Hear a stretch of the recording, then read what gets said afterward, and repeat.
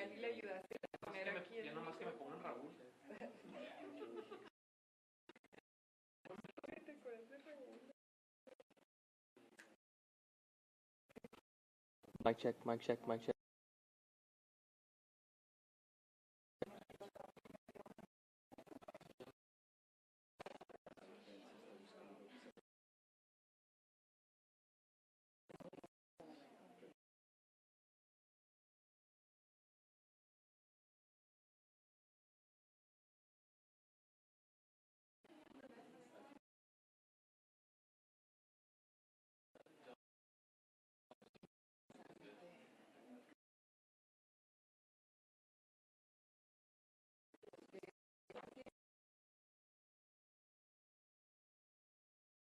Preguntarás a mí, ¿verdad?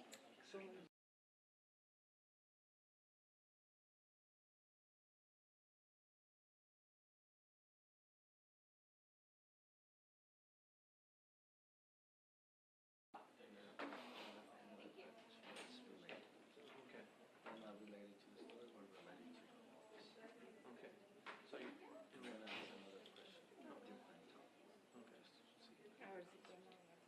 Ok. Muy bien.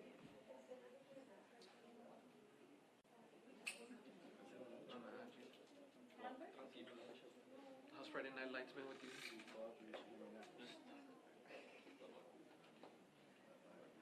No, de hecho llegué Me tarde neither. They're giving me a little bit soon. porque The first week I did have Favens, Clintons, and Ellie, like usual. Oh, bro, I like it because I get myself a little bit like a road trip. Come back with souvenirs from Favens and shit. And plus, the people actually called Manny and told him, "Hey, are you sitting on team?" So I got my little fan base.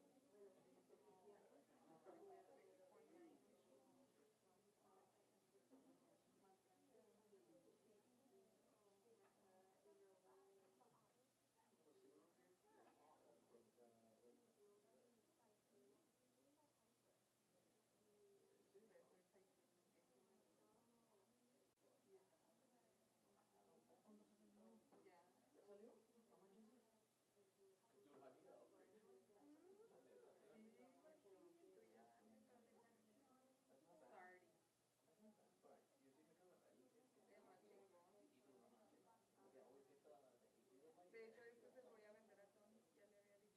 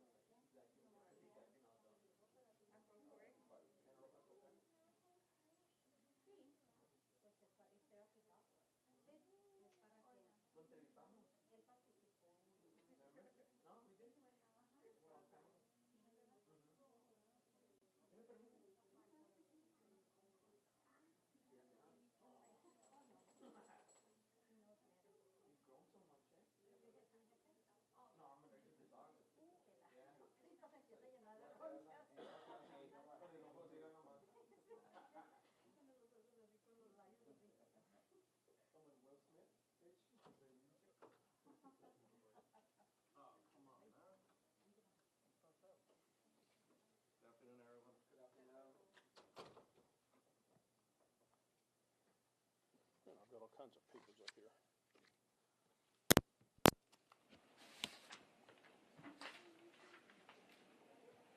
Hello, how is everyone doing today? Good. How about yourself? I'm doing all right. Good to see everybody. That is a bright white light you got there. All right, everybody ready? Yes, sir. Very good. Good afternoon. My name is Bill Hicks. I am your district attorney. Thank you very much for being here today. I'm very pleased to announce that in cause number 2023 0D0 5653 in the state of Texas versus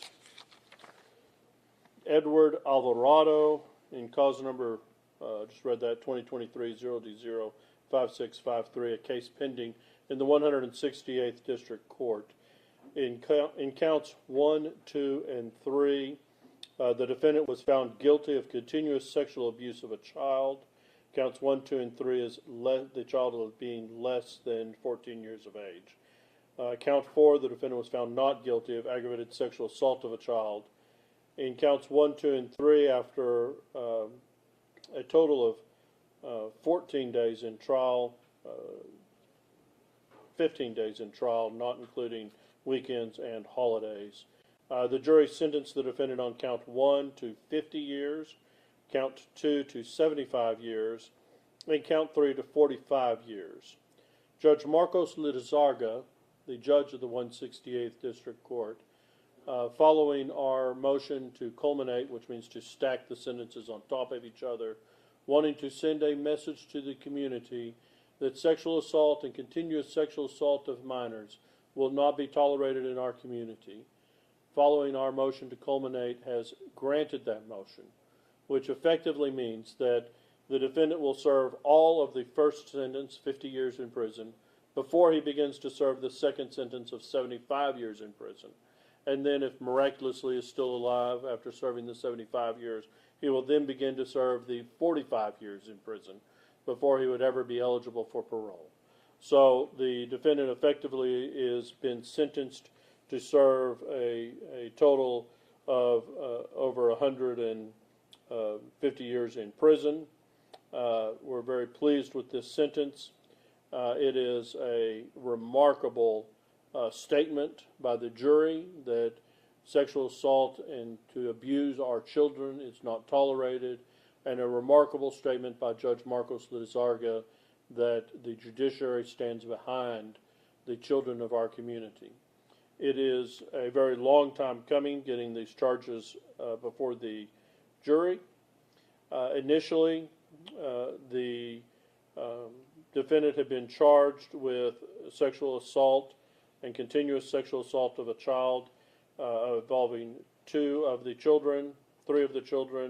Initially, in 2016, he had been arrested and was out on bond. He became aware that there was a new indictment coming in 2017. When he became aware of that new indictment, he fled to Mexico. He was then tracked down in Mexico by our fugitive task force and was returned to the United States in 2018. He was held in custody in 2018 until his trial here this date. We're very pleased with the convictions and with those involved in getting those convictions. I would like to call up the people involved in getting those convictions, but I would like to make some notes for the media and for the public. This case, having gone so long, it took a tremendous effort from our office and took a tremendous amount of people involved. So while there were some key players that it took to get this case across the finish line, it really took the bravery of the young ladies involved and their families. At the time, the young ladies involved were ages 7, 8 years old, 10 years old. One child was as young as 4 years old at the time of the offense. All of them have aged a few years since 2016, but nevertheless, all of them were brave enough to stand up for their justice and to come forward and testify. It took a long time to get this case to trial, but we're very proud of these young ladies standing up for their justice and for the family members, the aunts, and the supporters who came forward to support these young ladies, to get them into court and to be their family members and their support system. It takes people willing to stand up and fight for justice to get people who are horrible sex offenders like this Edward Alvarado off the streets and away from our children. Throughout the testimony in this case, it was revealed that he had exposed himself and was obviously trying to lure other young ladies. He had exposed himself to other prepubescent girls in an effort to lure other girls into his web of sexual abuse. Fortunately, those other young girls did not fall victim beyond just being exposed to his genitals. But he is a type of person that we need to make sure is never, ever around children. And fortunately, thanks to Judge Lizarga and thanks to the jury, that will never happen. I'd like to ask Assistant District Attorneys Eric Willard and Jonathan Amder, if you're here, please come forward. I know that Eric's here. I know that Jonathan had a docket. He's back up in the 168th, once again fighting for justice. We have our victim advocates who are directly involved, Juana Vasquez, Raquel Lerma, Lorena Garcia. Do we have our Buddy? We have Buddy, the therapy dog, who was very helpful with our children and their testimony. We have our special counselors, Sandra Del Campo, Claudia Escajeda. Claudia is not here today. I don't know if our investigators are here today. I know that Angel and Ruben were very, very involved in getting this case to trial and tracking down the witnesses. Both Angel and Ruben had to do some staking out in order to track down some of our witnesses. They did a fantastic job of tracking down those witnesses. Ken and Tony also provided a lot of backup. We're very grateful for the work that those investigators did. Stephanie Vasquez, our legal secretary, and Grisela Aguirre. Also, again, this was an all hands-on, did a fantastic job. Lucia Gregory did a great job of helping out as well. Our paralegals, Madison, Jocelyn did a phenomenal job of helping the attorneys. Jocelyn helped Jonathan in voir dire, making sure we got that perfect jury combination for making sure we got that guilty. Throughout the trial, the support that our attorneys had from the trial team chiefs, Lisa, who is the trial team chief of the Special Victims Unit, that Eric is one of our senior trial attorneys for, Michelle Hill, who is the trial team chief for the 168th court where this case took place, were fantastic in supporting the team throughout. I know that the victim advocates did such a fantastic job wrapping and securing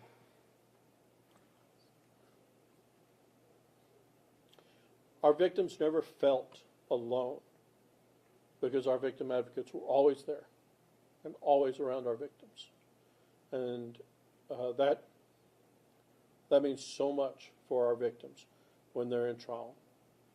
So while Eric was doing the work of battling in court and the countless hours of strategizing what to do before trial, laying out his strategy, laying out his cross-examinations. Throughout the trial, while he's in the courtroom battling it, our victim advocates were there supporting the victims before, during, and after their testimony. The work that these people did made this justice happen. I cannot emphasize enough how proud I am of all of the work that each person up here did, especially our canine buddy. He's a little tired. He did a lot of work. Thank you so much. Thank you. Thank you. Thank you.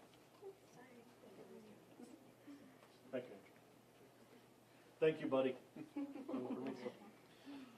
I'll entertain any questions you have.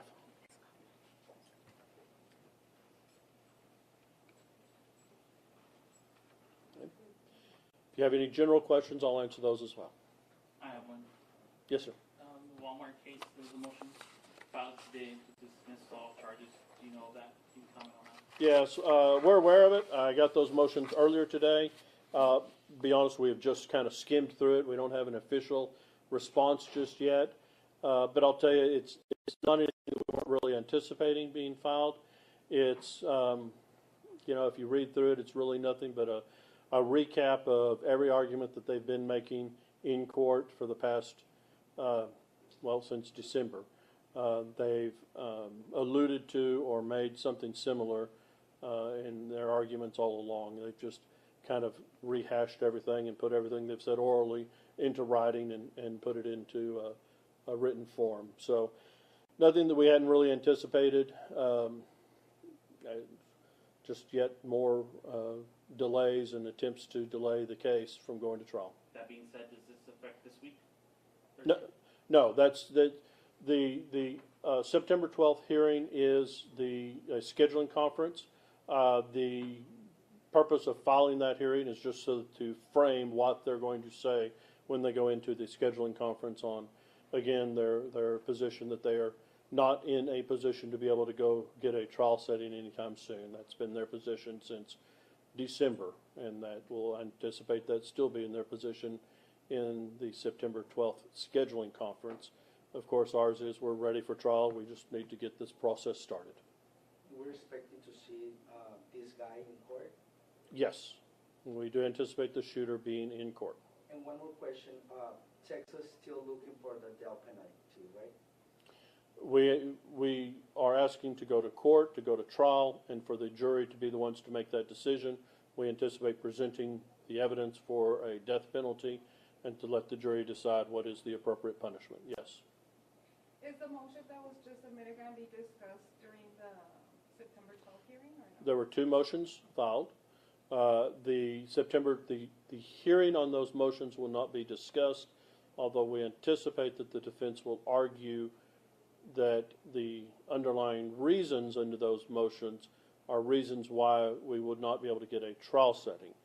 But understand that in a capital murder hearing, in any capital murder trial, not just the Walmart case, in any capital murder trial, you have to have numerous pretrial hearings have to be heard before we start the jury selection.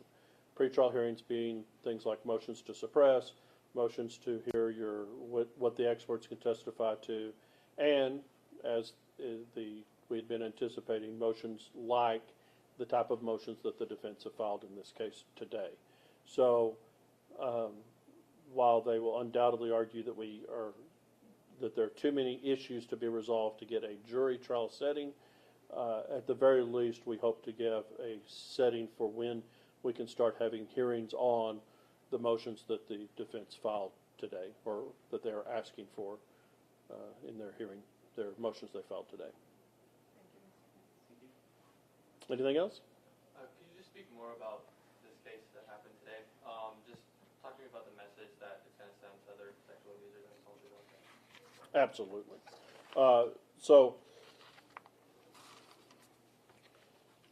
Mr. Alvarado was a individual who had a lot of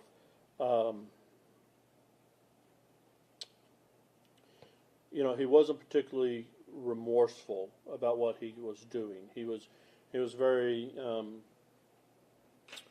he was almost proud of the fact that he was he bragged on the stand in cross-examination about how many people he had sexual relations with. Not children, but adults. He was bragging about having had sexual relations with a lot of different women.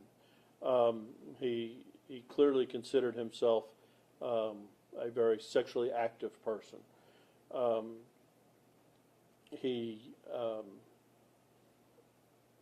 But when you look at the things that he was doing not just to these young ladies that came up in the indictment, but to the extraneous offenses, the other young ladies who he had exposed himself to,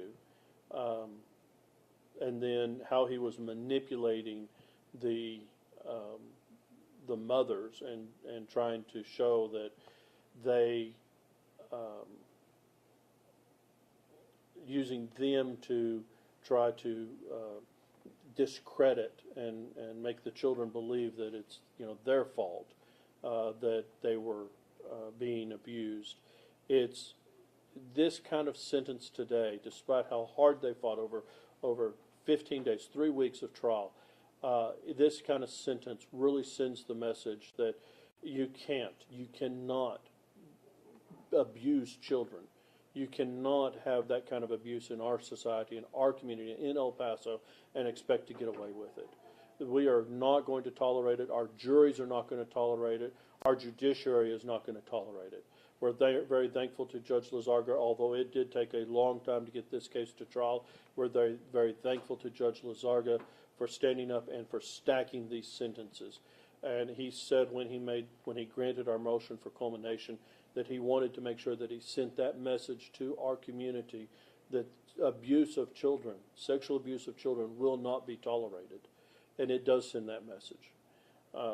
Certainly the jury sent the message, count 1, which involved 2 of our children at 50 years, count 2, which had the most egregious abuse, at 75 years, and count 3, which had our youngest victim at 45 years, certainly sent that message for a total of 170 years in prison for somebody who was being abusive to children. The message that sends is loud and strong. People who have a perverse attraction to children, stay away. Stay away from El Paso. Stay away from our children. We will not hesitate to go after you. We will not hesitate to seek justice. Thank you to these young ladies for standing up for justice. Thank you to the witnesses who came forward. Thank you to our prosecutors who stood up and went to trial on this grueling, very long case. And as you saw, the list of names that I read, this was an all-hands-on-deck prosecution. We really threw a lot of our resources in to make sure that we got this case where it needed to be across the finish line. And it did need to be there. It needed to be there. Any other questions? Thank you so much for being here today. I appreciate your time, and y'all have a good day. Thank you.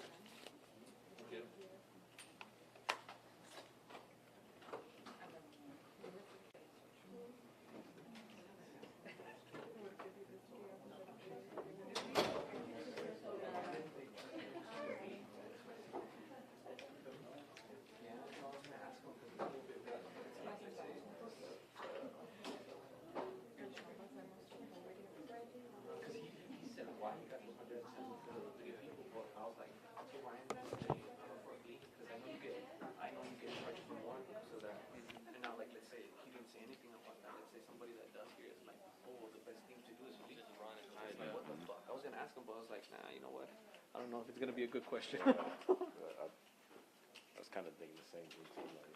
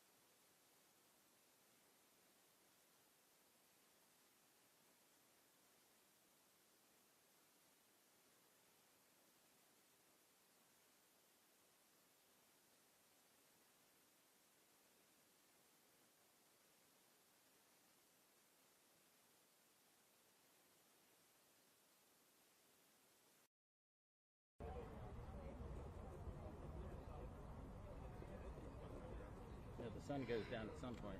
Yes.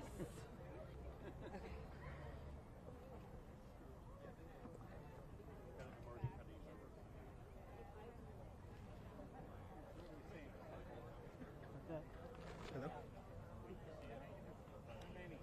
Yeah. I saw that when I was up there.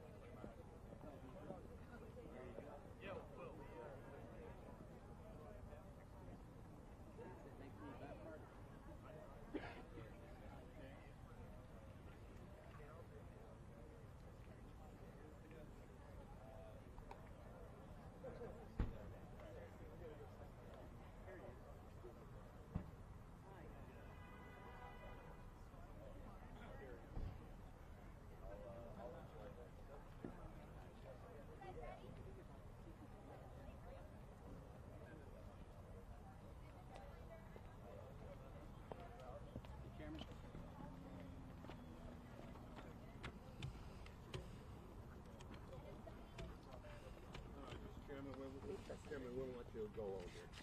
We'll be back up. You got a big back. You're going to handle tomorrow, right, on the WHF? Yep. And if someone rushes you, don't worry. I got throw me right in the way. I'm going to throw someone. Chairman? Great. Where are the families? We're sneaking in slowly. You got to wait. Hey! Meet your first. We're related somehow. Michael, good to see you. Hey.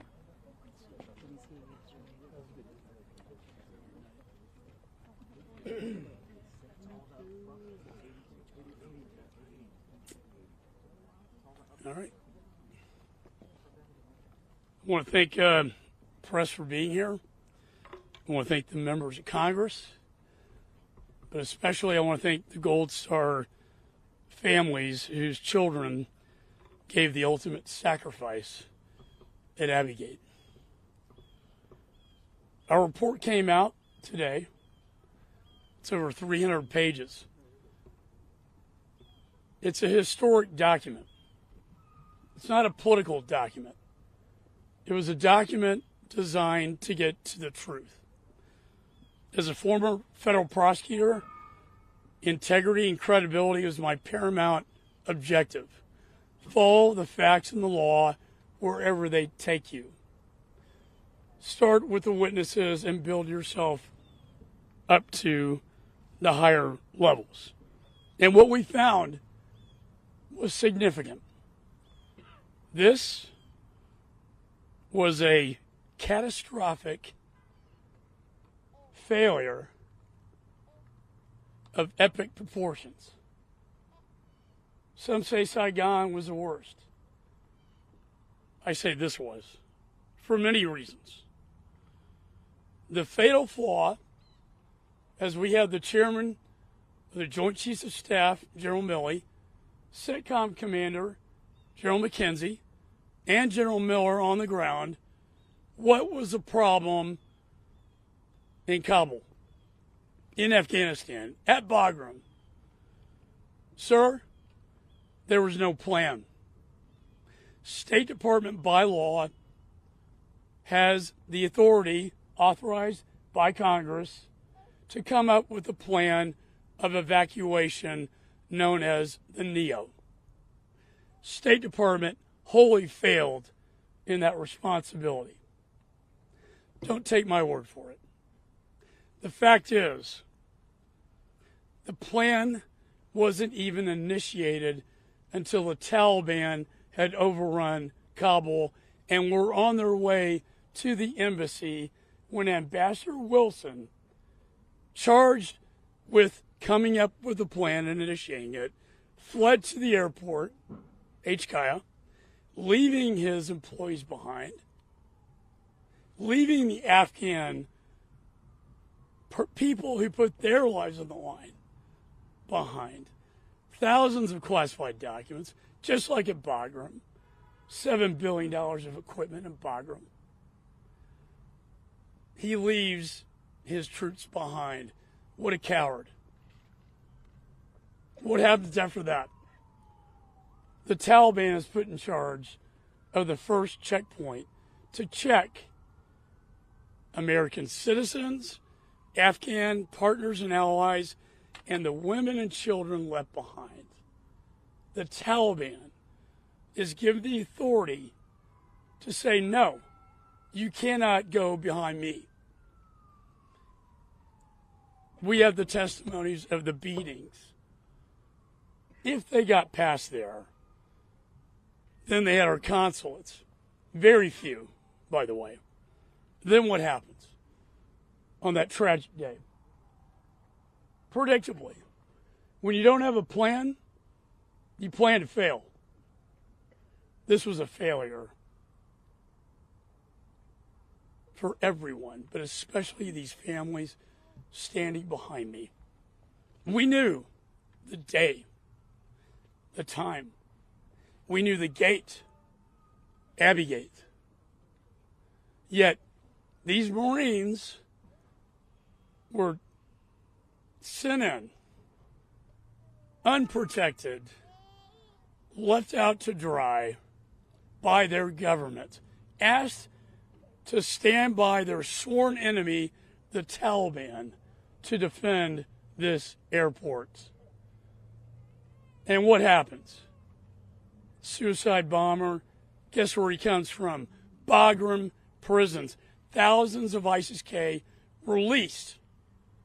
By the way, some have entered the United States. Bomb goes off. 13 servicemen and women killed. 170 Afghans killed. 45 Americans and Afghan civilians wounded. And the sad thing is, it could have been prevented if we just had a plan. It could have been stopped. Nothing will take back their children's lives. Yes, they will be receiving a gold medal, Congressional Gold Medal, tomorrow, well deserved, on behalf of their children and loved ones, posthumously. But nothing can bring them back. It was one of the deadliest attacks in 20 years because there wasn't a plan. Lastly, what is the fallout? Saigon? No, this is worse. What happens after Afghanistan falls? Weakness is projected around the globe. Our enemies and adversaries see weakness, not strength. The Russian Federation, within months, moves into Ukraine because they see this is their moment. Then the unholy alliance with Chairman Xi, China, threatening Taiwan and the Pacific together.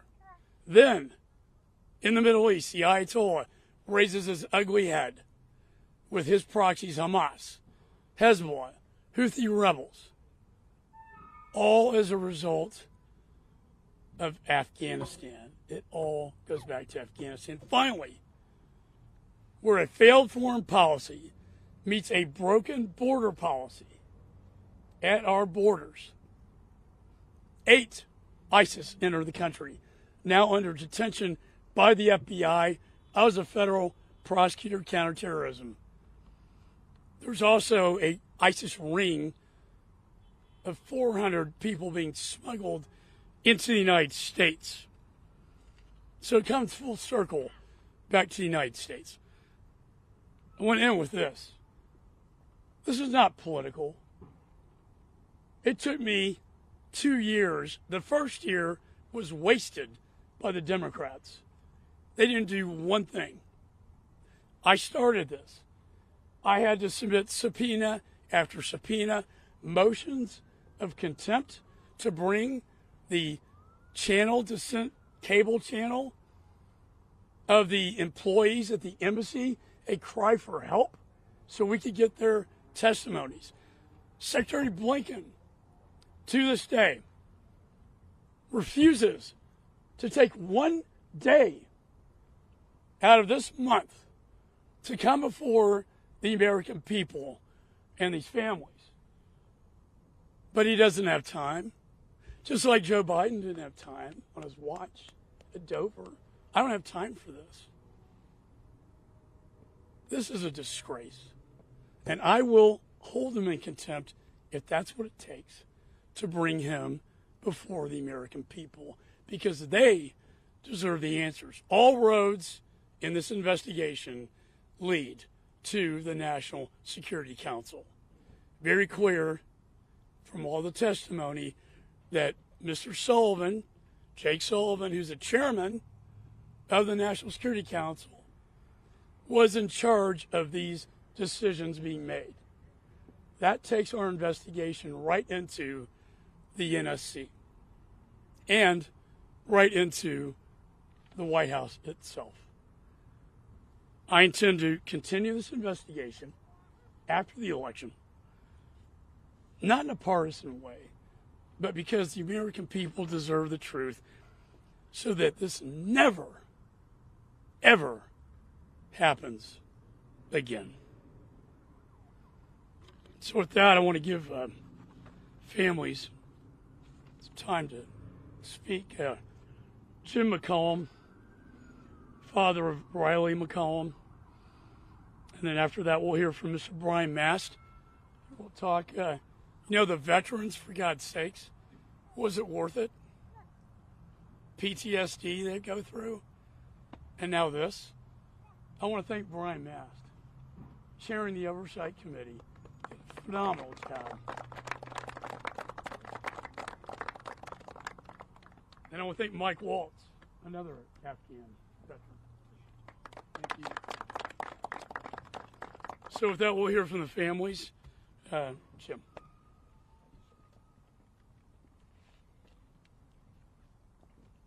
Thank you all for coming today. You got to forgive me. I'm new at this. I'm not nearly as good at this as him, so I'm going to have to read my notes. I'm here with my daughters, Royce, Cheyenne, my grandson, Cameron. I'd like to take a few minutes and definitely thank Chairman McCaul, the House Foreign Affairs Committee, Leslie Shedd, all those that worked on this committee to bring this report forward. I'd also like to acknowledge and appreciate Marlon Bateman for he's helped us navigate this process. We're all new at this. We don't know what we're doing. We've been thrust into a position that none of us wanted to be in, and Marlon has been a rock for us to help us get through this process. This report is really important to me and my daughters for the following reasons. 3 years ago tomorrow, September 10th, was the last trip my son Riley took home to Wyoming.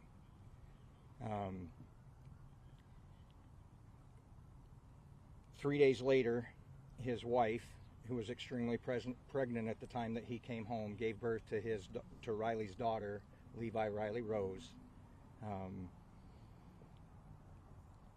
We have a father who is never going to know his daughter, a daughter who will never know her father, a wife who lost her husband, and a family that is never going to be allowed to grow and be that family unit together. The ramifications of what happened on 8/26/2021, it's not just a ripple effect, it is a tidal wave of the travesty that came from that moment. September 11th was more than just the beginning of a 20-year war or a conflict. in Afghanistan. August 26th of 2021, the culmination of that 20-year-long conflict ended in the loss of 13 lives. It didn't have to happen. It didn't have to be that way. It was preventable. This report lays out a fairly detailed chronological order of what took place, when it took place, and the ramifications of what those decisions were. Over the course of the last 3 years, the families of the 13 fallen have been given several incomplete reports. Key elements of any semblance of a thorough investigation were either left out, ignored, or buried. In April of 2024, we were given another report concerning the events that led up to the suicide blast at Abbey Gate that promised to be an absolute, complete, and accurate report. Yet a week later, CNN shared a video that we were told did not exist. Repeatedly, we were told there was nothing else. There's no more information. There are no more videos. There is no more drone footage. Yet somehow, after a CENTCOM report, we see on CNN something that we were told absolutely did not exist. You can imagine how hurt and disappointed my girls and I were to learn that we were misled once again, that Riley's life, Riley's service, and Riley's death weren't worthy of following the facts and the evidence as they were laid out and as they were true to be. This report provided confirmation of things I knew, shed light on things I suspected, and pointedly detailed things that I was not aware of in regards to the missteps, the failed leadership, and the decisions that ultimately led to the collapse of Afghanistan, the Taliban takeover, and the preventable murder of our 13 heroes. Please don't forget our 45 wounded and the countless Afghanis that lost their lives in that blast. The truth no longer resides in Washington, D.C. or in current politics. The media no longer seeks the truth without political motivation. Character or conviction are absent. Rather than step forward and provide the truth, regardless of consequences, our military personnel, elected and appointed officials hide behind committee protections, department protections, and often downright refuse to be interviewed. America deserves better, and our 13 definitely deserve better. April 14th, 2021 was the date the Biden-Harris administration put into motion a series of decisions and events that ultimately led to the death of my son and his 12 brothers and sisters. I urge every American to read this report. It shouldn't be one-sided, pitted against the other, with heels dug in deep, unwilling to accept or acknowledge the findings. Every American should want, expect, and demand the truth as to what happened in Afghanistan at Abbey Gate. Please ask yourself, has the media and the current administration been honest with you about the events leading up to 8/26/2021? Again, thank you, Chairman McCaul, the House Foreign Affairs Committee, for the work that you've done and continue to do. I hope you will continue to ask the hard questions and follow the facts wherever they lead. And with that, I'll move on.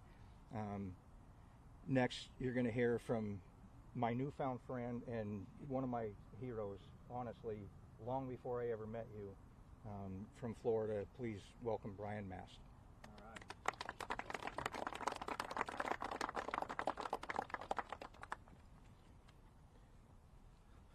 For all of you in the media, you don't have to look at any of this as the opinions of Brian Mast or Chairman McCaul or Darrell Issa or Michael Waltz or any other member of this. It's not our opinions. Every bit of this is founded within the transcribed interviews, within the interviews of individuals in hearings, the first-person perspectives of those that were on the ground or in the Pentagon or in Foggy Bottom or somewhere else in the Middle East, in the State Department somewhere, offering what they saw, what they witnessed, what they said, and what was ignored. And every single time that I was a part of a transcribed interview or a part of doing a hearing somewhere, the same two things constantly came to mind for me as this was going on. The politics were paramount above everything else. The date for withdrawal, September 11, that was paramount over everything in the very beginning. That was politics over national security objectives. The politics were paramount. Everything that was coming out of the White House during the time to spin what was actually happening, it was making the politics paramount, not the reality on the ground. what was coming out of there never actually reflected the reality on the ground as you look at timeline after timeline.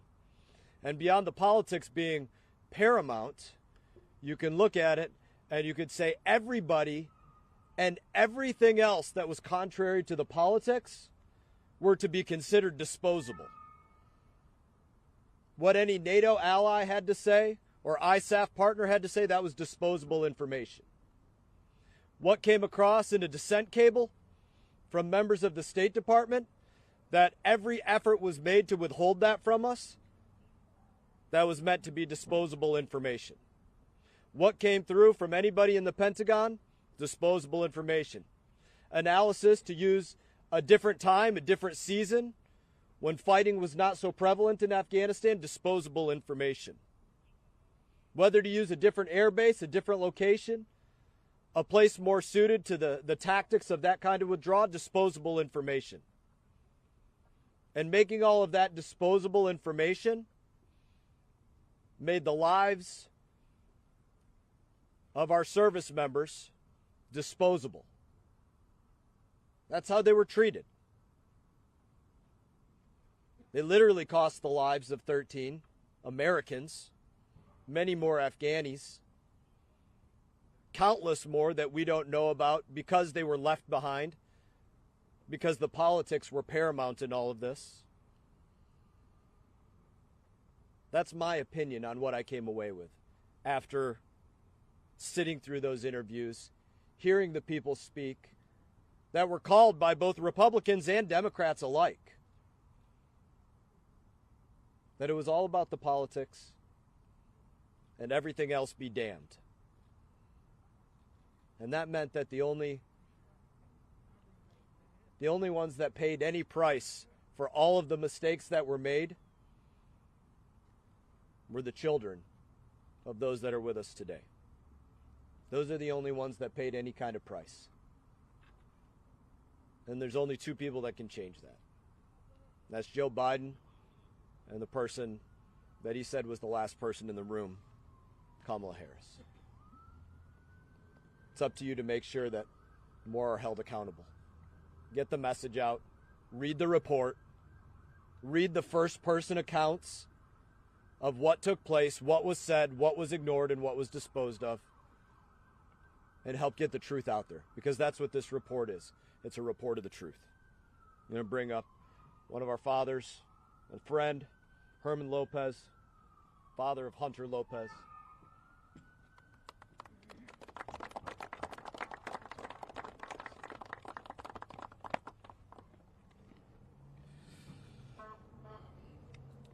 Good afternoon. With the release of this report, I, along with anyone who has read it or will read it, shall understand and realize that this is just a beginning. It's a beginning of understanding of the events that led to August 26, 2021, and what led to the death of our sons, our daughters, our families. This report represents the beginning and by no means should be taken, much less accepted, as a complete review of the withdrawal from Afghanistan. It's only the beginning. I want to thank Chairman McCaul, thank Speaker Johnson, Congressman Issa, for all of their efforts in getting us to this point and being supportive in this investigation. As a father, I'll do whatever needs to be done to get answers from my son, from my immediate family, and for all of our Gold Star families. I extend an invitation and a challenge to those who have resisted cooperating with this investigation and this review.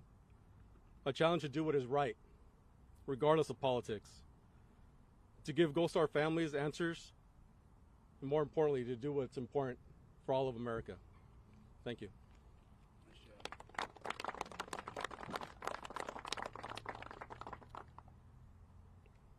Up next will be Coral Doolittle, mother of Humberto Bert Sanchez.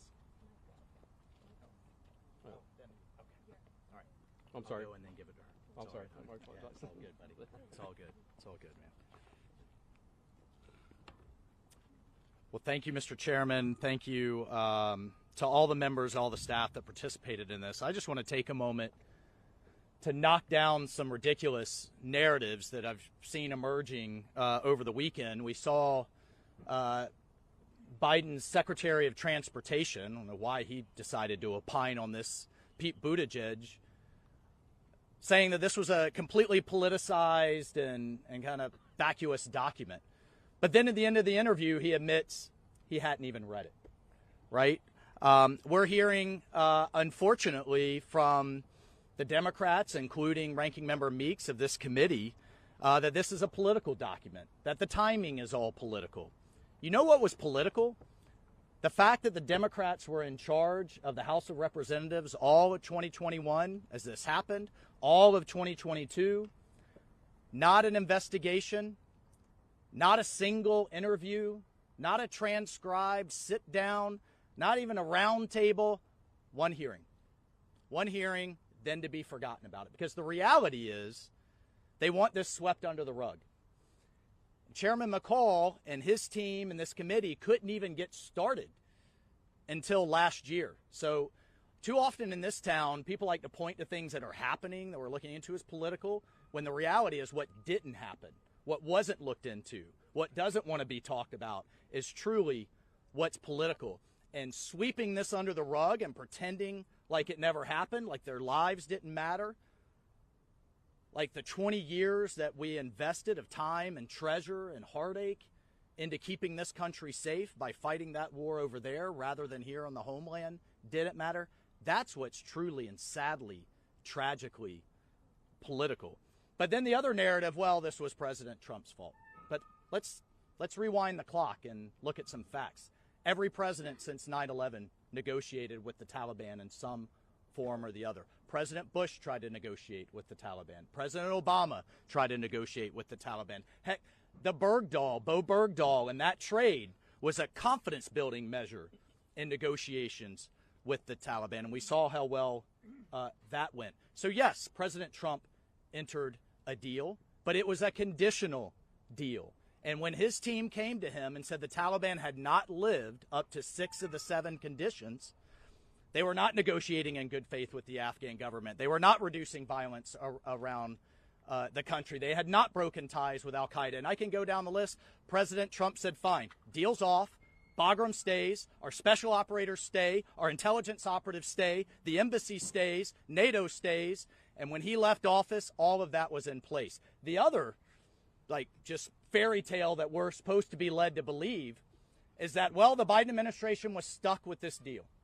Let's walk down the list of Trump administration policies Biden and Harris and their team had no problem reversing when they wanted to. Let's get back into the Iran deal that President Trump had pulled out of. Let's get back into the Paris Climate Accords that President Trump had pulled out of. Let's reverse everything and anything to do with securing the border. Heck, let's cancel an entire pipeline, Keystone XL, that was practically already built with $16 billion invested and over 10,000 workers working on it. They could erase a physical pipeline, but yet they're going to be stuck with this deal that President Trump said the Taliban haven't lived up to.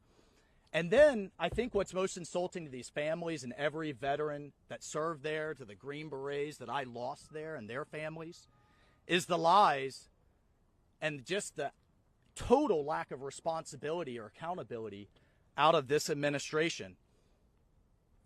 President Biden, the generals supported this. They didn't tell me that we needed to leave somebody there. The 3 4-star generals in charge of this operation have all contradicted Joe Biden and Kamala Harris. So which is it? Our NATO allies fully supported this. The United Kingdom censored a sitting president for the first time since George Washington, the United Kingdom Parliament. We only have 100 Americans that want to leave, that can't leave. Quietly revised to 800 months later. Our Afghan allies are going to be okay, being hunted down by the Taliban as we speak. There's no al-Qaeda. The UN's pointing to 6 to 8 al-Qaeda training camps. ISIS is back, al-Qaeda's back, and their current commander for the Middle East, ISIS is capable of hitting the homeland within 6 months. Lie after lie after lie. So on top of the no transparency, by the way, if this is an outstanding success, why did he have to issue subpoenas? Just give the documents for an outstanding successful operation.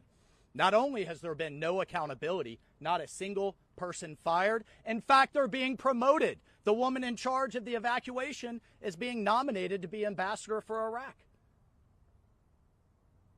But the thing that's most insulting in talking to all of these families is they just want to know that they've learned their lesson. If they would just get a phone call, not even a meeting, would you guys just take a phone call saying, you know what, we did a lot of things wrong. Those responsible are being held accountable, not promoted. And we've learned our lessons if we ever have to do this again so this doesn't happen to future generations of Marines and sailors and soldiers. That is truly all they ask for. And they can't even get that. In fact, future generations of Americans are going to have to go clean up this mess if our homeland gets hit again. And that blood is on their hands. And this report lays it out in their own words. You should be commended, sir. The nation owes you better. The nation knows those future service members better. And I'll tell you what, as long as I'm in this office, I don't care what boards they go sit on or where they go, we will hold them accountable. I hope their conscience holds them accountable. I hope they never get another night's rest for what they've done. Thank you, Mr. Chairman, and I will now hand it over to Ms. Coral. Please.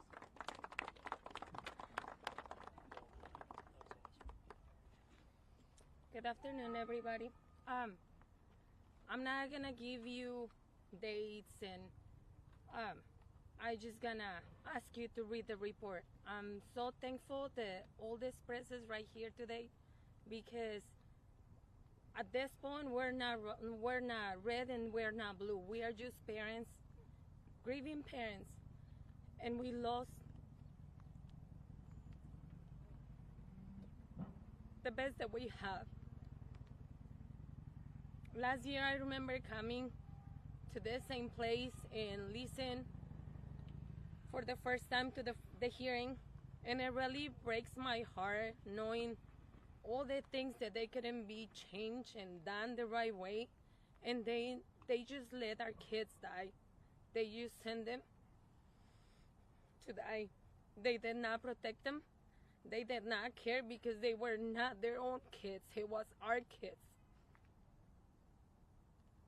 After that, I realized that my kid didn't have a voice. I was not gonna bring my kid back. But I know that there's so many that are still here. They are suffering with PTSD. Our own families are struggling with PTSD. And we don't want this to happen again. All this, it was because of this bad administration. I told you, don't be red, don't be blue, don't hate a person. Read, please. This past 3 days, I have been reading the report, even when I was in some of the hearings, and just the way that they lay it down, it makes you understand all the mistakes that they actually did. Our kids' lives matter a lot to us parents. If they are trash and they are replaceable, they are not for us. My granddaughter is never gonna enjoy a day with his uncle.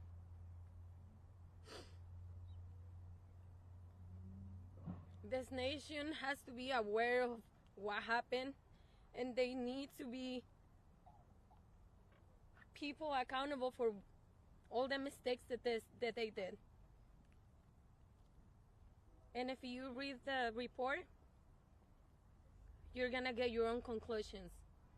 The last person in the room that now wants to be our president is not the right person to lead this country. We are gonna have more Gold Star families. We are gonna have more Marines and soldiers dead because of this administration.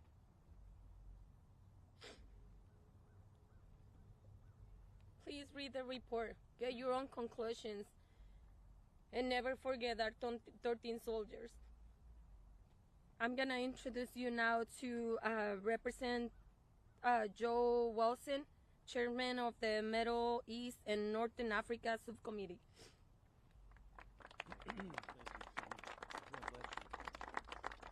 And ladies and gentlemen, I'm so grateful to be here. It's so inspiring to be with the families of the persons who were killed needlessly at Abbey Gate.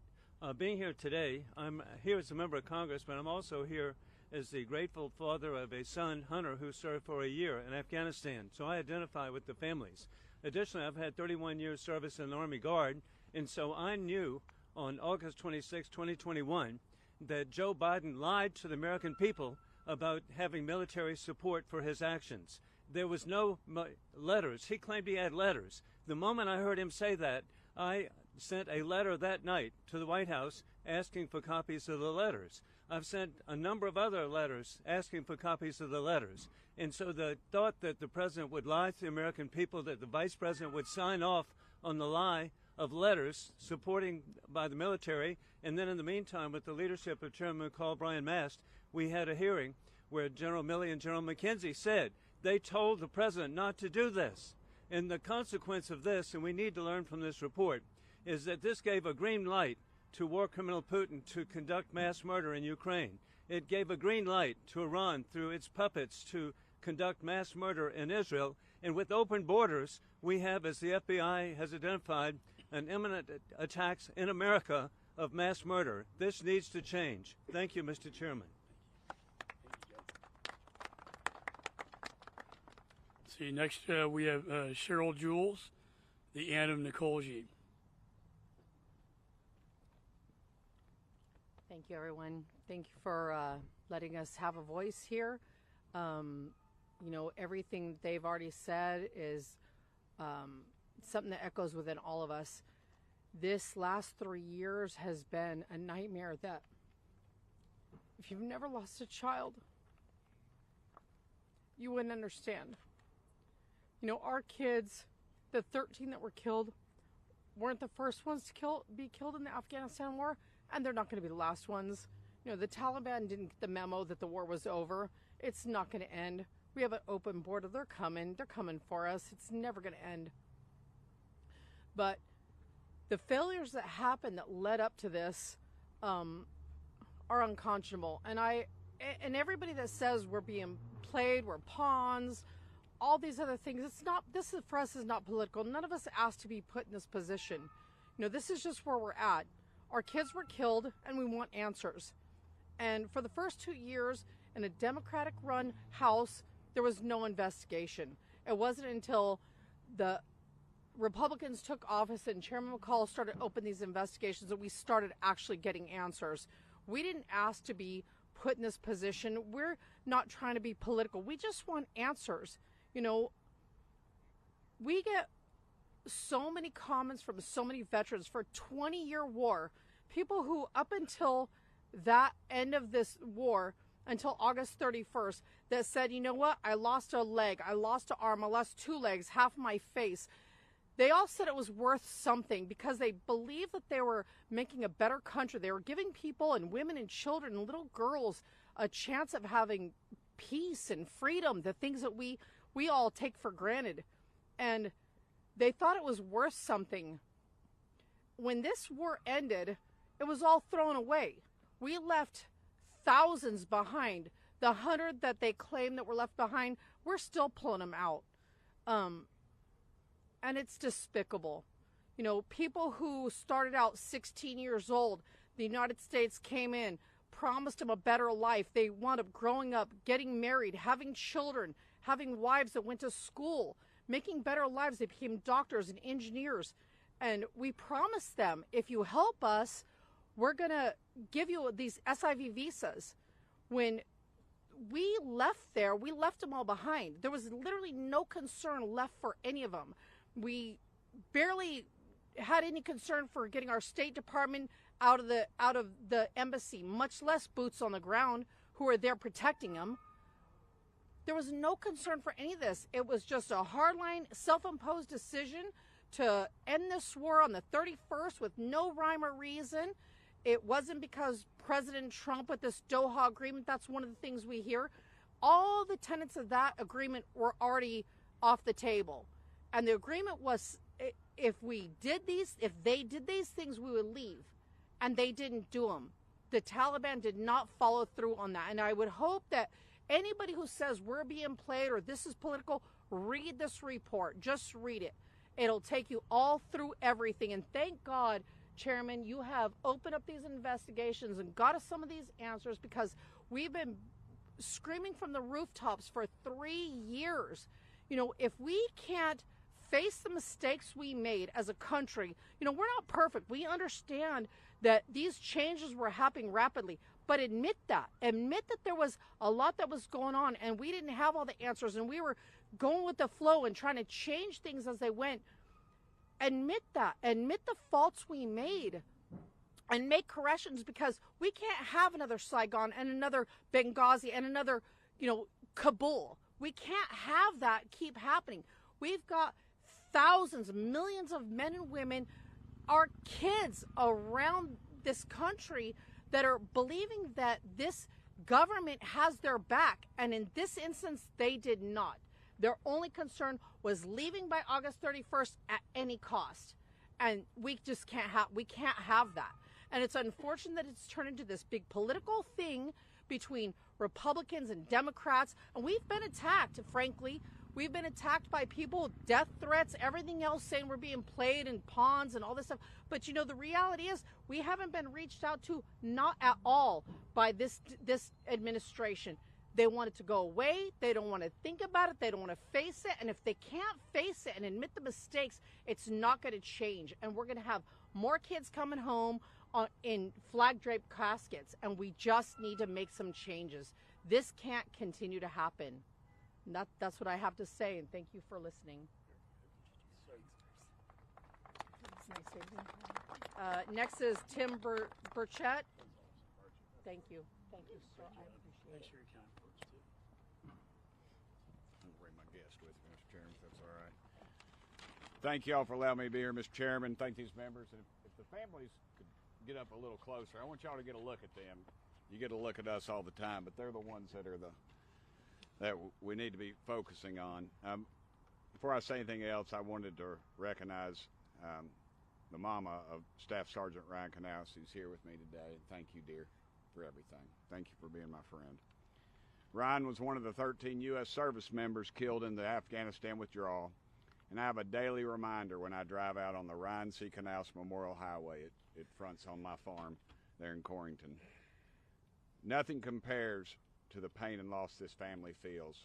I feel a twinge every time I drive by that sign, but then it leaves me, but it never leaves the family. My mama lost her brother in the Second World War, and till the very day she died, she still, it seemed every other minute, something would come up about her brother Roy. The pain never leaves. This administration butchered this operation. The report today had 5 basic points. They were determined, hell or high water, to withdraw from Afghanistan no matter what, and no matter what the cost was. The Taliban had already violated the Doha agreements, so we were not under any obligation to withdraw this quickly. Don't let them lie to you. They continuously lie to you about these facts. This administration prioritized optics over safety. The lack of planning created an unsafe environment at the Kabul airport, which resulted in these 13 brave service members being killed, including Ryan. This withdrawal degraded U.S. national security. The Biden administration lied to the American people about the withdrawal at every dadgum turn. And on top of everything in this report, this administration they're still sending up to $40 million of your tax dollars to the Taliban every week. Why aren't you all in the media asking the Senate, where the hell is that legislation and why do they keep sending that money over there? This administration needs real accountability. The legacy media in this country ought to be ashamed of themselves for the way they've conducted themselves, especially during this investigation. You know good and damn well if the shoe was on the other foot, they'd be up in our face, and dadgummit, they should be. Thank you all very much, Mr. Chairman.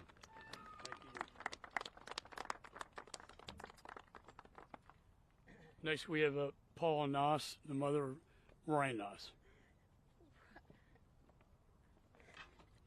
It's hard to follow that one. My name is Paula Canals Self. I am the mother of Tyler Christian Canals and Army Staff Sergeant Ryan Christian Canals. Almost 3 years ago, Ryan was killed with 12 other service personnel in the non-combative evacuation operation in Kabul, Afghanistan, in August 26 of 2021. Ryan did know he was ready to go back that second time to Afghanistan. What he wasn't ready for was the politics that came with it.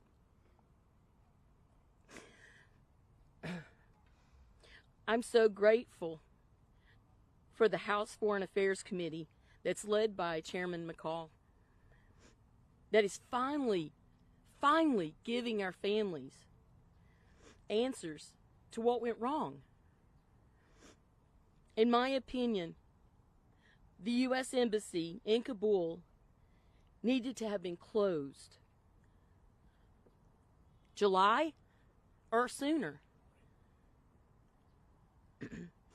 When our military leaders were recommending this to them, arrogance by Biden and Wilson, thinking that a U.S. embassy could stay open in a hostile environment with the Taliban taking province after province by August, is politics over military planning. The go to zero policy by Biden and Harris accelerated the Taliban to overrun the Afghan armed forces. And then they took Bagram Airport, wherein they released all of the ISIS prisoners that they're supposed to hate so much. And that ultimately led the ISIS, at least one of them that we know of, to the Abbey Gate, where he strapped on a bomb and he blew our kids up. And the funny thing is, the Taliban had the checkpoints that the ISIS members could go through. It's amazing, isn't it? Do you really think terrorists that are sworn enemies to each other will not work together if they know they can humiliate or cripple the United States of America in some way? That's why the Doha Agreement did not work for Biden and Harris. Because what they meant to do was put it on a timeline, and what it was meant to do was be conditional upon what the Taliban was doing and not doing. Biden then goes on camera to announce our troops' movements and our timeline. What are we going to do with that? Our troops are over there. We're on live TV with our troops sitting ducks in that airport. So many lies and cover-ups by this administration. I speak to Americans. We have been in a downward spiral since the Biden-Harris administration took office. From the ISIS terrorists that were recently caught this year in the United States trying to come across, our southern border, which we opened up by the Biden and Harris administration. Look across the nation right now. We have housing costs that are unbelievable for our people. We have grocery bills that are getting astronomical. We have children being taught things that we never dreamed would be taught in school. This has to stop. We have to stand firm on values that make this nation great again. President Trump is certainly not perfect, but he is a far better choice, in my opinion, than the mess that Biden and Harris have created since Kabul and onward. Remember this in November, Americans. Stop and think about what is going on with the insanity in our country. From the time Kabul happened, it has downward spiraled. And in honor of our nation, our military, including Ryan and the 13 all together, I want to thank you guys for coming out today, because this mama is going to see it through. She wants to see this country be great again. Thank you.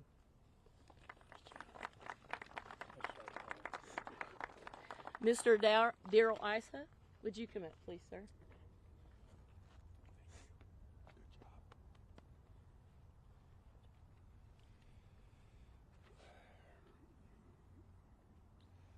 Kelly, Darren, would you come on up?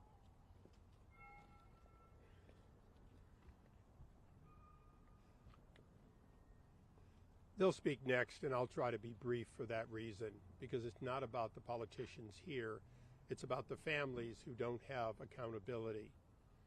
This interim report is just that. It's not a final report, and it will never be a final report until these families don't just have all the answers to what happened. They have most of those. It's to where they have the knowledge that this, to the greatest extent possible, will create a change to prevent it from happening in the future. Congress, in its oversight role, is known for two purposes. One, a legislative purpose. There may not be a legislative purpose to all this. The second one is oversight to determine whether the policies and implementation of existing laws have met the requirements placed on it. Clearly, this is an example. As earlier you heard, like the fall of Saigon, like Benghazi, doesn't necessarily create a new law, but it does create an understanding that there need to be changes in procedures if we're going to prevent this in the future to the greatest extent possible. Remember, the withdrawal of Afghanistan had all the time in the world to plan. We had the military might to do whatever we wanted to and needed to. We had the entire NATO allies at our available call. It wasn't D-Day. We weren't going into a fortified area. We had the time, place, and capability to have a withdrawal that had no fatalities. And that includes not just the 13 and the 40 plus, but also the many who, in fact, are not counted here today, the Afghans. Remember, most of those people who died that were Afghan Americans or Afghans were, in fact, people who had earned the right to come to the United States, had gotten through the lines, and were trying to board aircraft to help them. They will not be easily counted except by this committee now and in the future. So I want to first remind people that there is a change that needs to occur that must first have an administration willing to provide the information and a recognition that change is necessary. And if this administration won't tell you that a change is necessary, and they've had 3 years to the day to do it, then the next administration, no matter whose name is at the top, must be held to make those changes. That's what we're here today to talk about. That's what we're here for you to report on. That requirement that we make the change. And by the way, this is not an impossible change. I want to just close by noting that one after another of the members who have been honored to introduce the families have, for the most part, been people who served in the military. The Foreign Affairs Committee has, at least on our side of the aisle, far more members who have served in the military than you would expect of a peace committee. And there's a reason. Every one of us who have served in the military understands that we'd rather have the State Department and the other programs do the work of preventing war. War is not something that these families wanted or that their loved ones wanted. It was something that came from failures that go back decades. We cannot ignore those failures either. And so for the families, let's make sure that this committee and the men and women of the committee, which includes a great many of us who have served in the United States military, do all we can do to keep this from happening again in another way. Make sure that our enemies fear us. our friends can count on us, and that our foreign policy is one that is understood, that will not tolerate the kinds of things that are going on around the world as we speak. That's what I want you all to remember as you listen to the families. Our job isn't done. Thank you.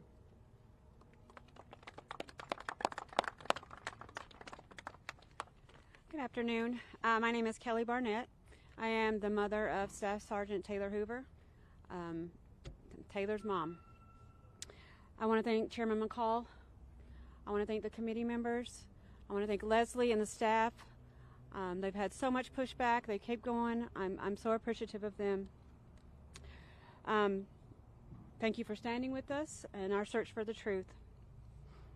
And that is in regards to the chaotic, disastrous exodus from Afghanistan.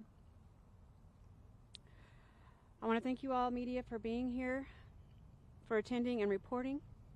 I urge all of you to read the report in its entirety. I urge the American people to read the report. I will give you my takeaway. I'm Southern, so stay with me. I'm going to just give you an analogy.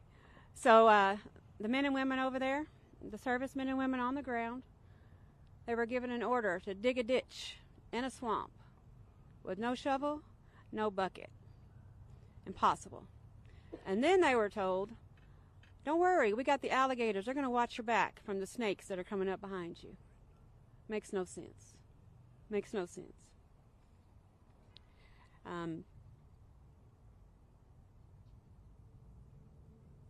Yeah.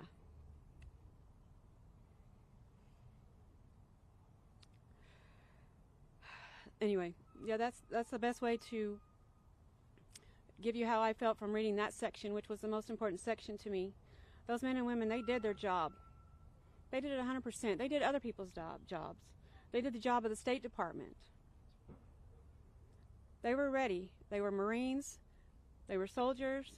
They were Navy corpsmen. They were ready. They did their job.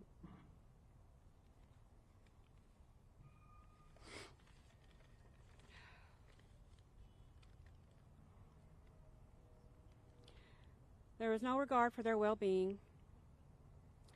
13 killed, 45 wounded, 170 civilians killed, thousands of service members that were on that field. They're scarred for life. Collateral damage. My son lived. He breathed.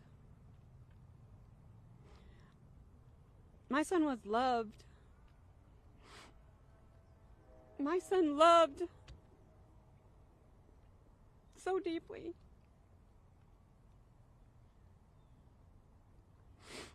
Collateral damage to the Biden-Harris administration. It was a success to them. This report will show this was an intentional disaster orchestrated by the incompetent Biden-Harris administration. I have a plea to the media, the press here. Some of you I've talked to many times. I consider you friends. No matter which side you're on, I don't care. Report this as it's written. Do not spin it. Do not spin it. Report it as it's written. We deserve that. I deserve that.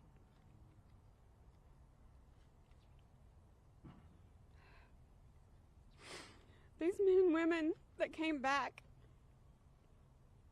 that have to live with us every day, they deserve that. Tell the truth.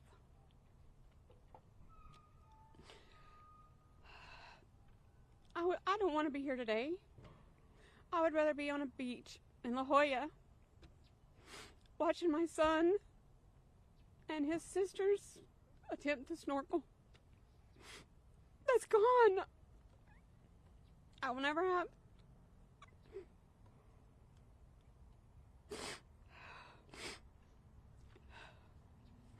I'm a Gold Star mother. Love me or hate me. I don't care. It's not my concern. I am here. I will fight for what's right until the end. Thank you.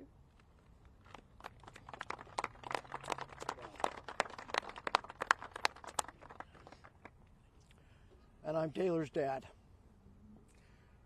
Thank you all for being here.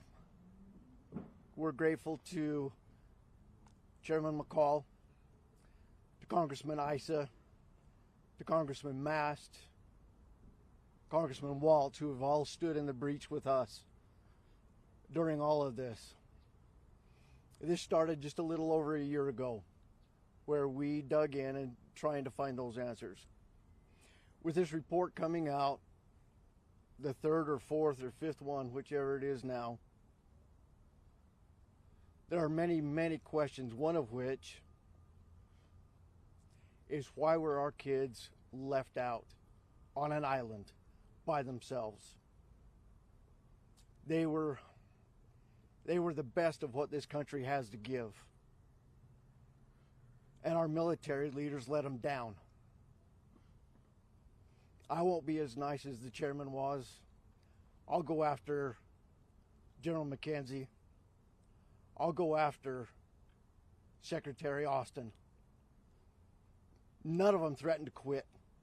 None of them threatened to give up. None of them stood up and said to the president and the vice president that you're wrong, that you can't do this. And I'm certainly not going to stop going after Secretary Blinken, who is the Secretary of the State Department. And it was his crew and his cowards that set up that fateful day. They can't even get out of the embassy in time because they wanted to play politics. They wanted their day to stand. Now I urge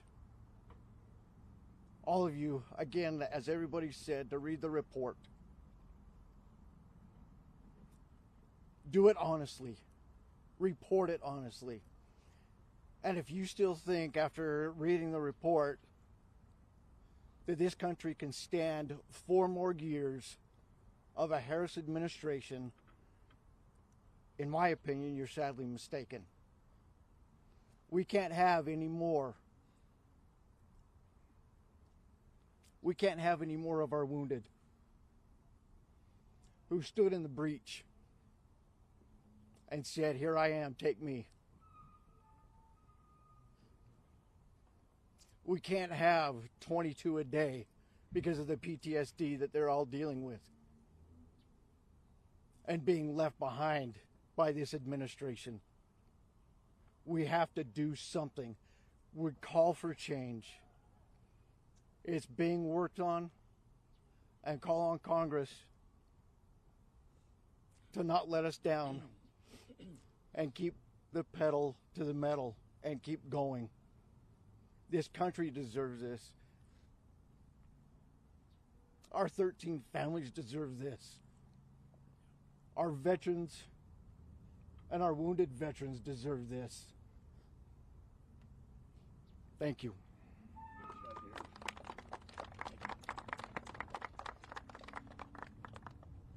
See you next week. We have Representative Michael Waller. Thank you, Mr. Chairman.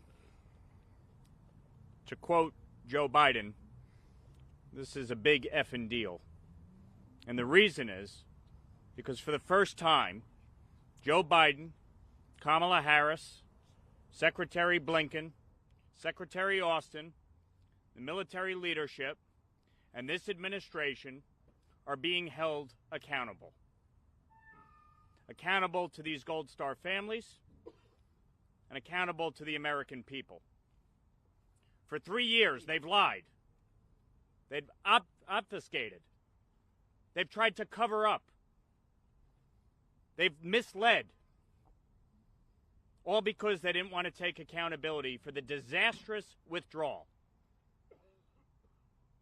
That was based on a time frame. Because Joe Biden wanted to say that when the 20th anniversary of 9/11 hit, we were out of Afghanistan. That is the only reason that we're standing here today. because he allowed politics to be his guiding light. He allowed politics to determine when we withdrew from Afghanistan, as opposed to the conditions on the ground, which is what the Doha Agreement called for. Joe Biden and Kamala Harris, who proudly tells everybody she was the last person in the room, Joe Biden and Kamala Harris own this. 13 U.S. service members are dead because of them, period. Full stop.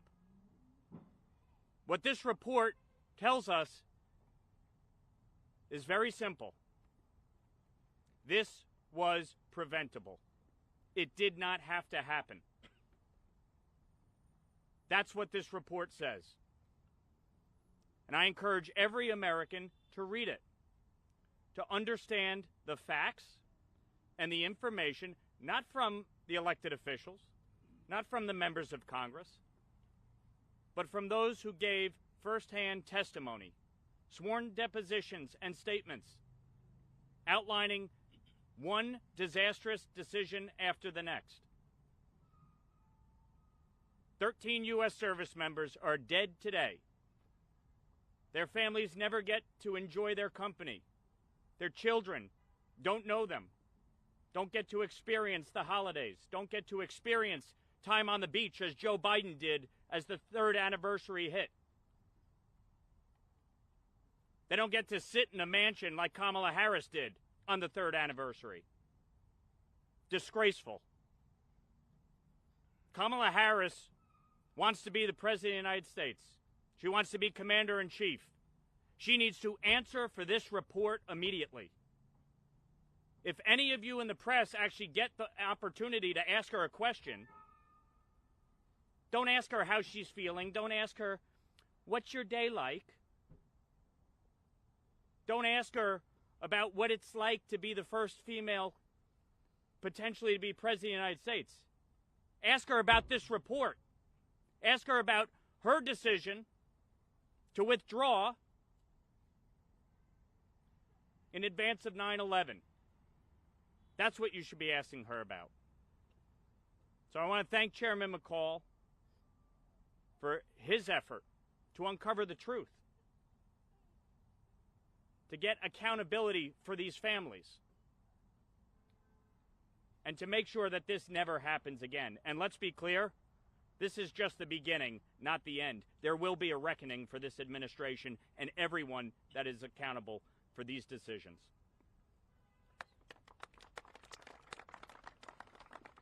Next, we have Mark and Jacqueline Schmitz, father of Jared Schmitz and a stepmother.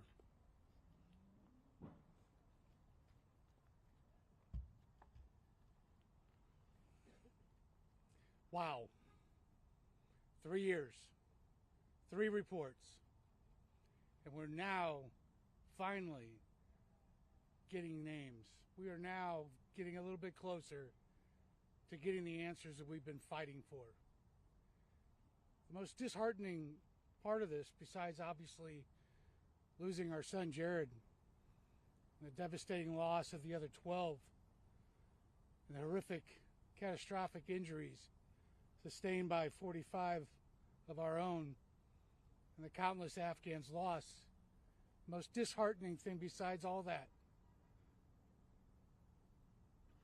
unfortunately, is our Democratic Party, in my opinion. They've had 2 years to start investigations looking into this. Wasn't important. Didn't care. When we have hearings, I've watched every one of them. I listened to the softball questions being lobbed up from the left side, instead of actually getting down to brass tacks and getting the answers out of the witnesses that they're actually asking questions of. You hear it from every Republican. Last time I checked, our military is not out there defending the Republican Party. They're out there defending all of us. And the fact that this has become a partisan issue blows my mind. It should never, when it comes to the military, ever be that way. I've been on this earth for over 5 decades now. I remember my grandfather, my father telling me stories about George C. Patton. I remember General Schwarzkopf. Where are those generals?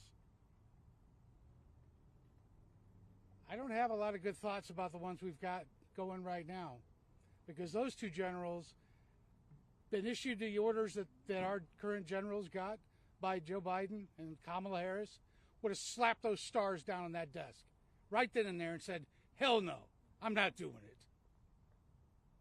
They let this happen. They let our 13 kids get murdered, sacrificed out there. And they have done nothing but try everything they can to make this go away and cover it up. There are Gold Star parents you don't want to piss off because we don't stop fighting. And I'm one of them. Like Paula said, I'm going to see this to the end as well. Things have got to change. We have got to get the government back the way we used to have it, where the Democrats and the Republicans can work together, especially when it's something to do with something like this. It's ridiculous. And I'm going to take all the thunder. I'll give it over to my wife, Jacqueline. Thank you. I really just want to talk to those families, those moms and dads, those other maybe soon-to-be parents out there that don't really know anything that's going on. I'm hoping that you guys as the media can really open up. I hope that and share what is really happening. I hope that people will actually read this report. I encourage anybody to. We still have small children at home, and I think Coral said too, like, we're all struggling. It doesn't just end with the murdered service member or those veterans that are hurt, both physically as well as emotionally. It goes all the way down to our kids. And it's really hard to parent your kids and tell them to do the right thing, not to lie. The little things, right? We all have hopefully had kids or are raising kids at this time. You can't sweep stuff under the rug, because guess what? Parents typically always find out. And we will get to the bottom of this. That's all I have to say. Thank you. Thank you.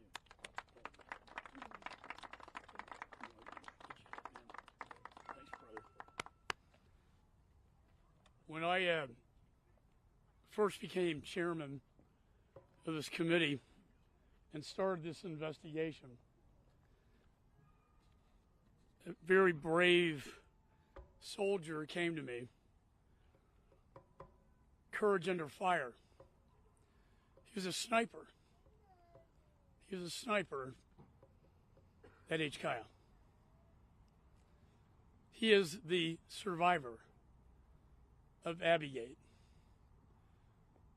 He is my hero, and he is my friend. And I want to recognize Tyler Vargas Andrews.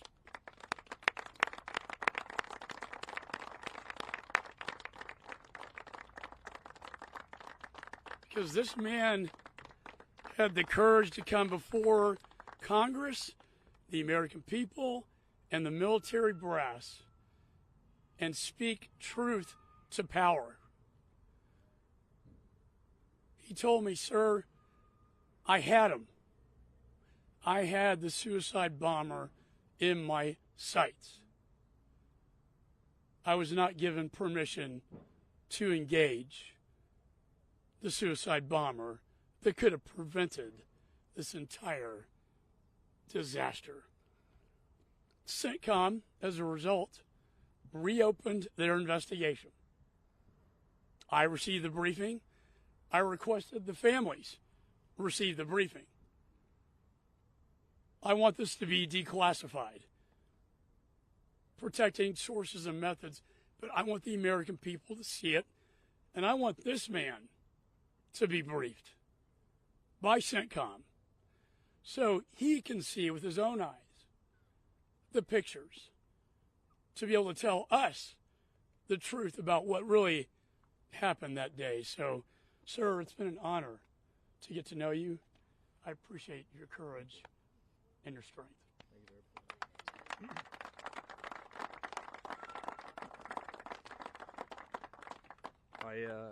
I don't have much to say, but I think what's important, especially with the third anniversary that just happened of August 26, 2021, and the entire evacuation, is that people understand. You know, I say I'm not left or right, I'm American, but at the end of the day, the only thing that matters is that these families and the entire global war on terror veterans and every single family, child, mother, wife, husband, father, extended family that was affected by that and by those decisions the last 20 plus years, they get their answers and they get their accountability. So please, this is what's important to these families, and that they get those answers. That's all that matters. We're going to meet afterward. I know we have time for questions. I want the families to participate. I don't want this to be just about the members of Congress, because they have stories to tell as well. So, questions?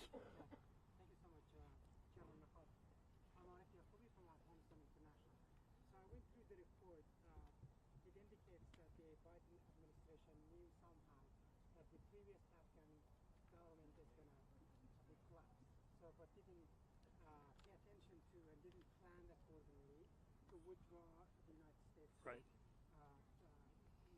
Embassy staff and other people. So, how they knew it, when they knew it, what is your finding? And the second question is that there are so many Afghans who work with Americans side by side, and they supported Americans on the ground. So they need help, and they ask for help over and over and over. Yeah. What are the next steps for them Yeah. to be helped somehow? We need to get them out of there. But you know what? This administration broke the promise we gave to them that if you fight with us, we will protect you. What did this administration do? They betrayed them, and they left them behind. And you know what? When they took over the embassy, when they took over Bagram, they got the biometrics on our Afghan allies and partners, and they go door to door, as you know, and check the fingerprints. And if they get a positive identification, they're then imprisoned, tortured, and in some cases executed. We owe it to them. Otherwise, what good is our word? The United States of America. What ally is going to trust us if this is how we treat them? I will tell you on day one, as Mr. Waltz heard, this was a political decision, no question. You can see now they're blaming it on the Doha Agreement. The Doha Agreement was in violation. That is why President Trump kept the 2,500 troops, 6,500 NATO, the contractors, air power. On day one, the decision was made to go to zero. What does that mean? Everything comes out. The Afghan army, military was defenseless at that point. But don't take my word for it. Look at the report. President Biden's spokesperson himself said that Doha was immaterial to the evacuation of Afghanistan. This was a political promise on a political timeline, and now we see the victims of politics.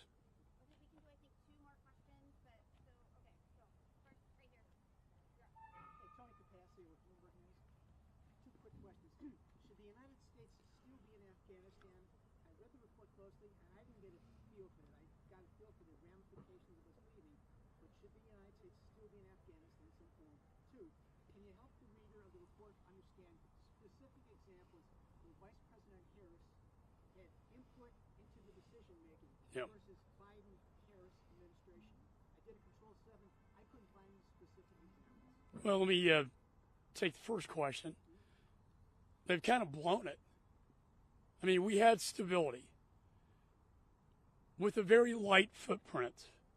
You know, we have 30,000, 25, 30,000 in Korea, 100,000 Europe. We're talking 2,500, 6,500 NATO. NATO didn't want to leave. Air cover. What did we lose? Eyes and ears on the ground. Intelligence, surveillance, reconnaissance, ISR. We cannot see now into Afghanistan except through over the horizon, which doesn't work. We can't see Russia, China, and Iran either because of this tragic failure in foreign policy. We can't see all of ISIS gathering in the Khorasan region of Tajikistan, Pakistan, Afghanistan, making their way to the United States of America. That is what they did to us. And they emboldened the unholy alliance of Putin, Xi, Ayatollah, Kim Jong-un. Second question. Kamala Harris was in the room when the decision was made. She says, I was the last one to leave. If she agreed with our generals and the intelligence community, she wouldn't have agreed with the president. But she did. She said, I 100% agree with the president's decision. She was there. In fact, 2 weeks ago, on the anniversary, when these families are at Arlington Cemetery, grieving the loss of their children, trying to invite their guest, the President of the United States, and then they get harassed by the Army. What does she call it? She called the evacuation brave and courageous. And they call it a success. If that is a success, they have no sense of reality. And that was the bottom line with the failure, was the reality on the ground versus the fantasy in the NSC and the White House. And they never came together to protect their children. Thanks.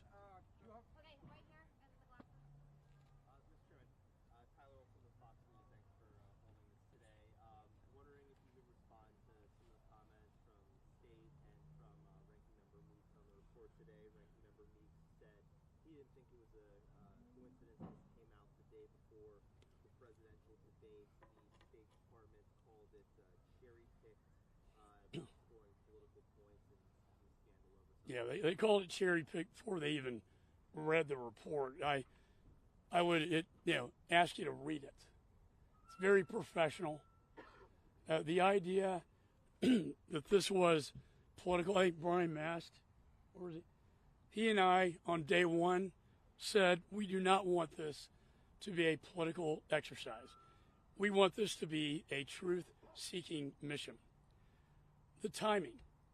The Democrats had 2 years in the majority after Abbygate, and they did absolutely nothing. On day one, I put this man in charge of oversight, and I said, this is going to be one of my number one priorities. You know what?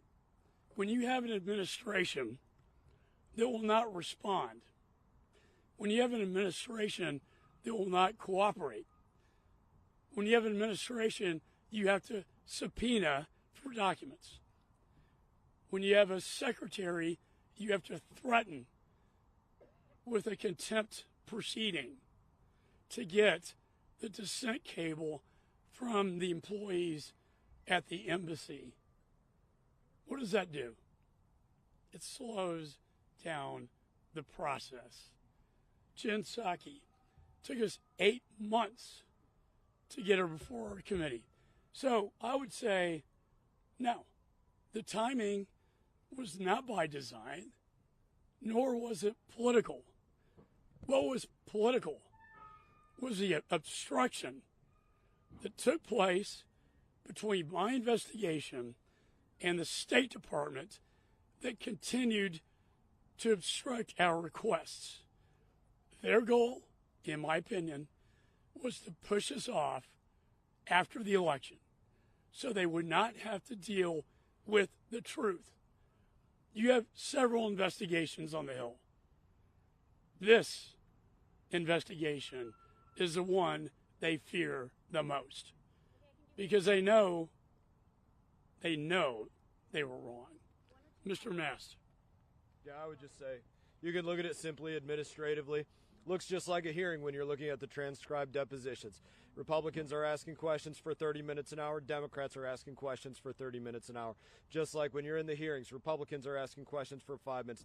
Democrats are asking questions for 5 minutes. We're choosing witnesses. They're choosing witnesses. We're choosing witnesses together. And some of the most damning testimonies came out of the questions from Democrats. Nothing about this whatsoever was cherry-picked.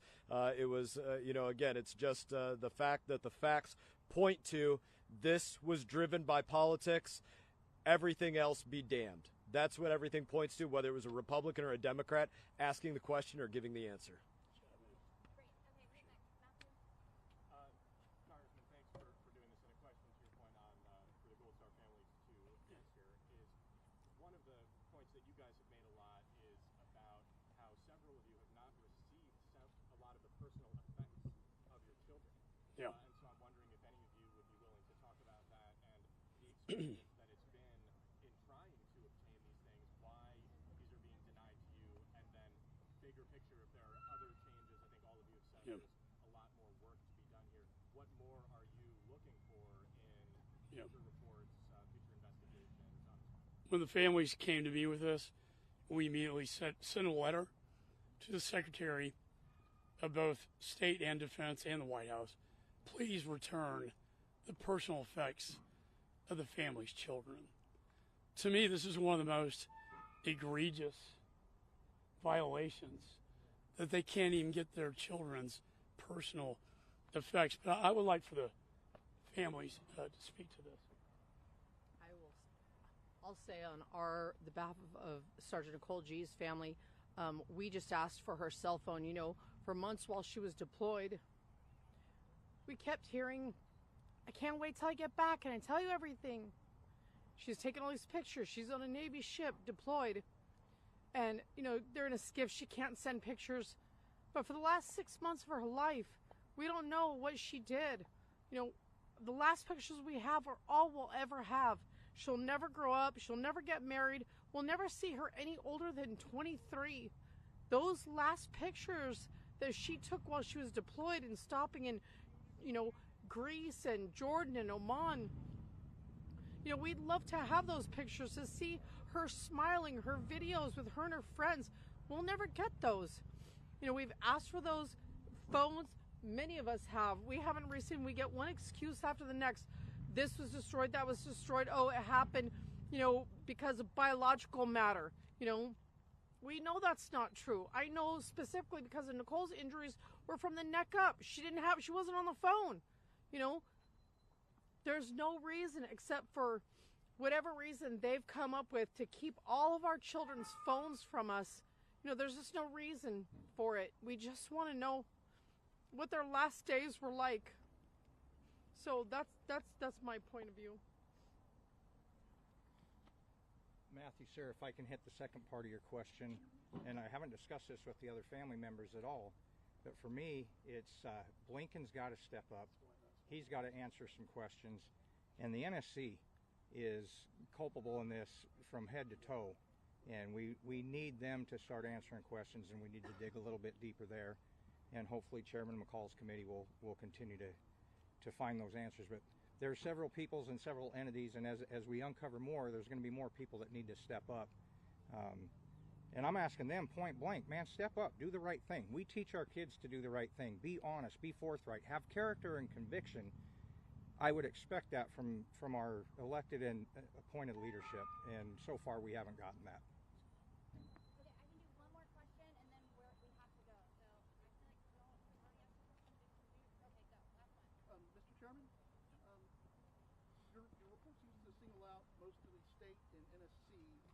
not much in the way of DOD. But one of your recommendations is that Lloyd Austin and some other DOD officials should be interviewed. Do you think the military handled this perfectly or without fault? No. One of the things that frustrated me the most, because I have to work with jurisdictions, was to get answers from the Department of Defense on the snipers. You had 3 commanding officers on the ground. Colonel Whitehead was their commanding officer. I was given access through another committee in a classified context, but I got the answers from him. That yes, Tyler did forward the photographs, that they were forwarded to the command center for review, which initiated the CENTCOM reinvestigation. Those 3 individuals have still not testified. Now, I don't have the jurisdiction, but we did get the letter with 60 questions that we got answers to that we included in the report. Do I think that's sufficient? No. That's why this will continue. I believe Tyler, families, the American people need to hear from these 3 commanding officers on the ground who made all these decisions. The other thing, immediately after Abbeygate, the Pentagon's answer was this wasn't a single attack. It came from a lot of different points. That's very consistent with Al-Qaeda and ISIS. Unfortunately, the DOD, the best evidence of photos, they destroyed. They say not intentionally, but the best evidence is now the Marines who were there. What do they say? Sir, the Taliban was firing at us, at Americans. One of the soldiers said the Taliban hit me with a bullet.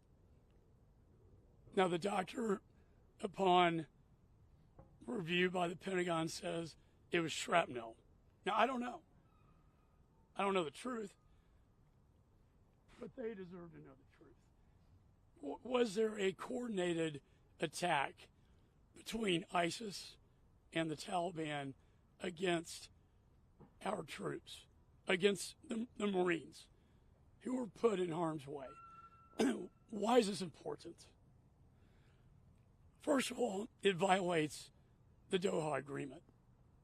The idea Haqqani, Taliban, harbored al-Zawahiri, the number 2 guy to bin Laden, says a lot. The narrative we always hear is, oh, well, the Taliban fights ISIS. They're sworn enemies. Well, Mr. Hoover and I talked last night.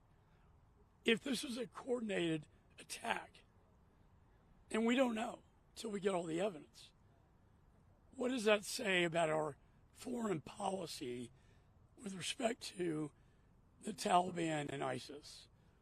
And should the Taliban be recognized as a governing body? Or should they be designated as a foreign terrorist organization?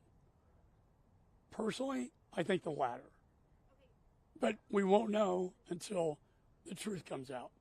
Mr. Mills, did you want to say something too, and then we'll wrap up? Sorry, guys, we're super behind schedule. Well, thanks for coming. I appreciate everyone taking the time. While the report's great, I sit on the Foreign Affairs Committee. I sit on the House Armed Services Committee. And while it gives some facts that maybe people didn't know about, or maybe reiterate facts that they already knew, let's stick to the real bottom line here. There has been no accountability held by Congress. There has been no one removed for command. There's been no one terminated out of the State Department. There's been no one impeached. More hearings and more paperwork does not bring accountability for those responsible for the death of 13 brave heroes.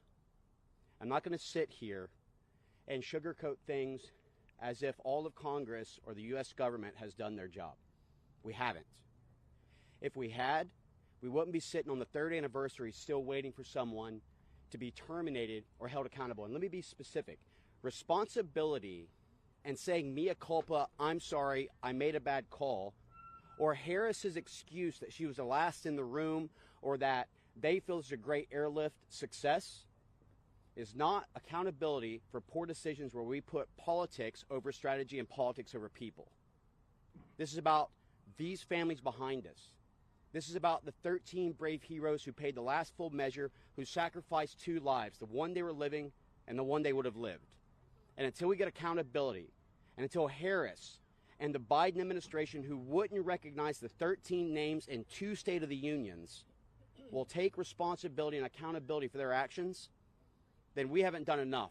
And I'm going to keep fighting until we do. Thank you. As a fellow veteran, you need to be aware the American military has been abused by Biden-Harris, and that we have civilian control of the military, and so the military really have been following orders. Well, the orders have been lies, and so sadly we see that before us today, but indeed we know that General McKenzie, General Milley have both said that they advised Biden-Harris not to surrender in Afghanistan, and so that the military has been abused, and we really have a choice of war through weakness or peace through strength in the upcoming election. Thank you.